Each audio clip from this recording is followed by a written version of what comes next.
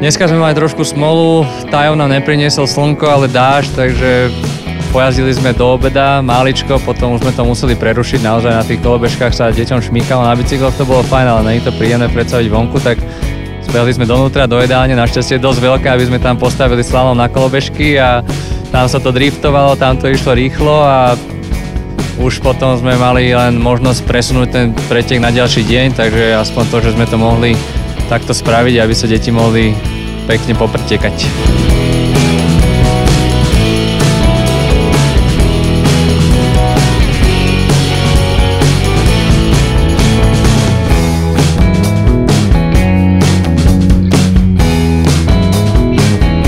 Môj sen sa mi splnil, lebo som sa stretol s majstrom N. Keď som ho malý, som ho sledoval, tuto na Tajove bol live a robil veľkú zábavu.